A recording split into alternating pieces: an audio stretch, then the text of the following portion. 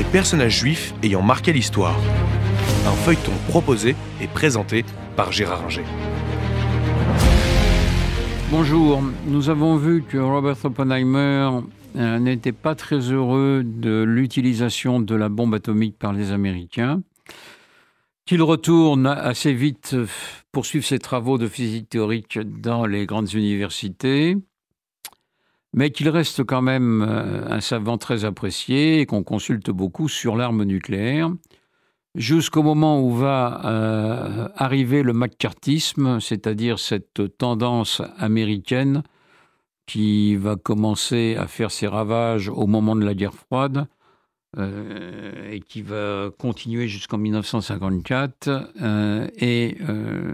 On va à ce moment-là commencer à poursuivre tous les gens un peu de gauche, qu'ils aient été rooseveltiens ou un tantinet marxiste, en les accusant d'être membres du Parti communiste et de travailler pour l'Union soviétique.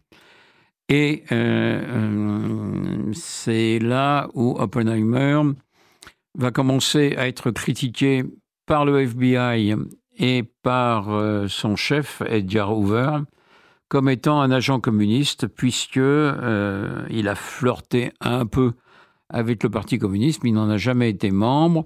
Et s'il veut partager les secrets nucléaires avec l'Union soviétique, pour la bombe A et puis pour la nouvelle bombe H qu'il n'aime pas et sur laquelle il refuse de travailler, qui est une bombe thermonucléaire, une bombe à hydrogène, Oppenheimer est vite accusé, alors qu'il a toujours refusé, malgré des demandes venant de physiciens et d'autres du Parti communiste américain, de livrer, lui, les secrets aux soviétiques.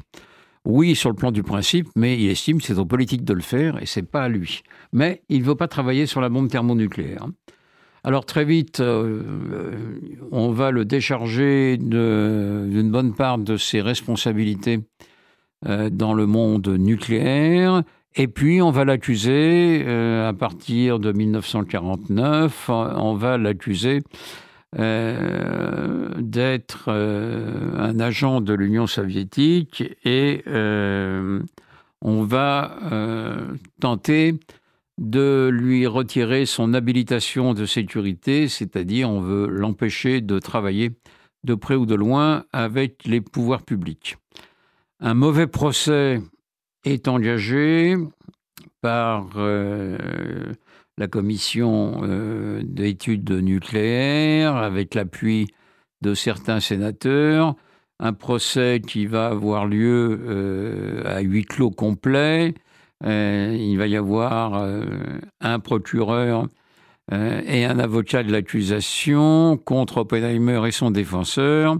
Le procès va être biaisé parce que Oppenheimer n'a pas accès véritablement au secret défense. Il ne peut pas préparer complètement sa défense, mais malgré tout, il se défend brillamment et avec une mauvaise foi parfaite.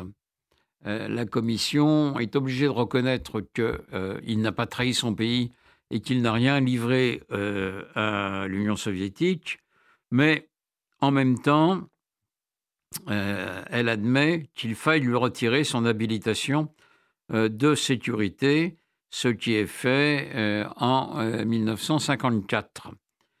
C'est là quelque chose d'injuste. Oppenheimer va beaucoup en souffrir.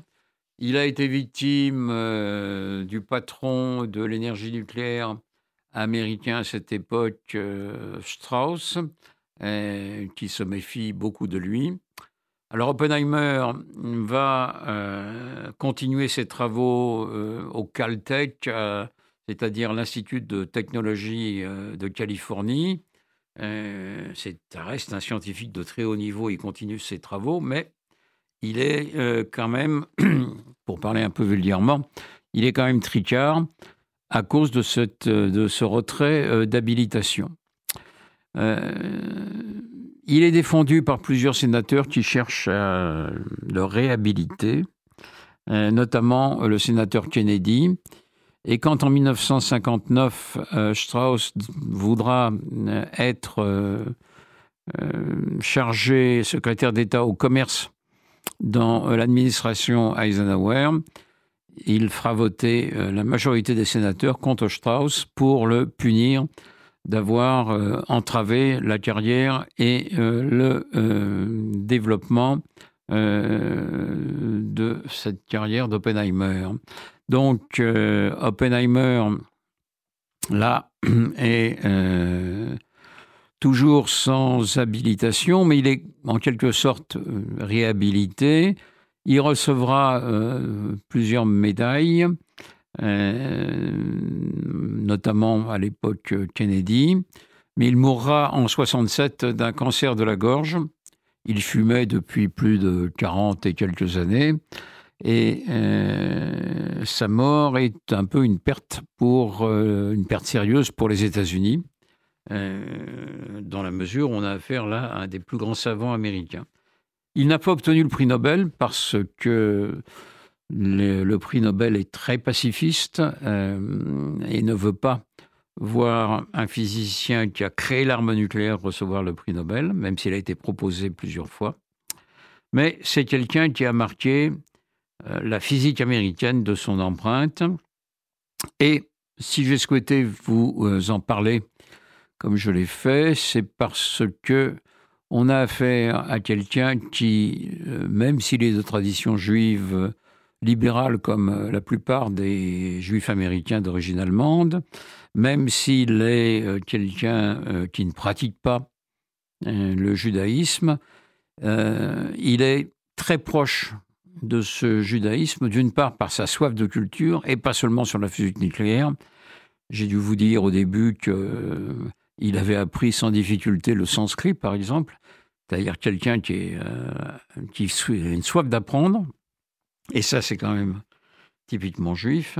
Et puis il y a aussi sa volonté de lutter contre tous les totalitarismes marqués par l'antisémitisme, qu'il s'agisse du nazisme ou du totalitarisme soviétique, envers lequel il est devenu très vite méfiant.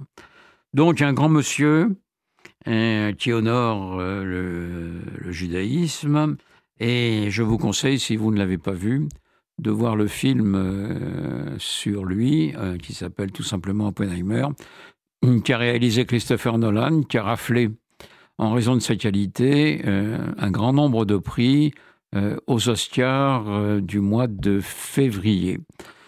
Donc, n'hésitez pas à aller voir ce film ou de le voir à la télévision. Il est passé sur Canal+ il y a quelques semaines.